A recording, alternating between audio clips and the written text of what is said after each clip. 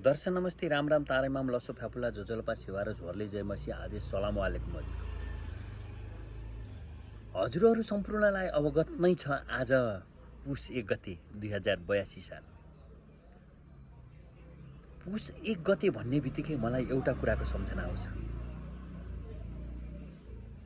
2019 साल पुस 1 गते संयुक्त राष्ट्र सङ्घले हाम्रो देश नेपालको यो त्रिकोण चन्द्र सूर्य अंकित झण्डालाई अन्तर्राष्ट्रिय मान्यता प्रदान गरेको थियो। सोही दिनदेखि हामीहरूले आज पुस 1 गते राष्ट्रिय झण्डा दिवस मनाउँदै आइरहेका छौँ। राष्ट्रिय झण्डा दिवस भन्ने बित्तिकै झण्डा हाम्रो देशको सान मान इज्जत प्रतिष्ठाको कुरो। हामीहरूले मात्र होइन, विश्वका प्रत्येक राष्ट्रहरूले हाम्रो राष्ट्रिय झण्डालाई एउटा मौलिक पृथक झण्डाको रूपमा हेर्छन् र सम्मान गर्छन्। हामी त नेपाली हौँ, हामीले हाम्रो झण्डाको अति नै सम्मान गर्छौँ। सल्युट छ हाम्रो झण्डालाई।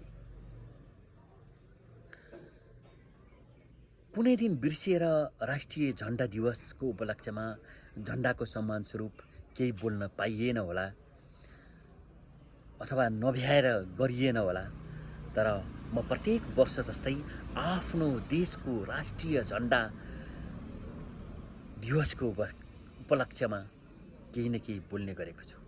आज पनि राष्ट्रिय झण्डा दिवस हो। हामी सबैले आफ्नो आफ्नो तर्फदेखि राष्ट्रिय झण्डाको सम्मान गरौँ, केही न केही बोलौँ, केही न केही गरौँ। जय झण्डा, जय राष्ट्रिय झण्डा, चन्द्र सूर्य अंकित हाम्रो अनेकतामा एकता भएको झण्डा। सबै धर्म जात लिङ्गको सम्मान गर्ने हाम्रो झण्डा। नीलो घेराभित्र रातोभित्र सूर्य र चन्द्र अंकित हाम्रो झण्डाको सम्मान गरौँ। सबैले यसको संरक्षण गरौँ। झण्डा हाम्रो देशको सान मान इज्जत हो। हाम्रो देश मात्र होइन, अन्तर्राष्ट्रले पनि हाम्रो झण्डालाई आज पुस 1 गतेकै दिन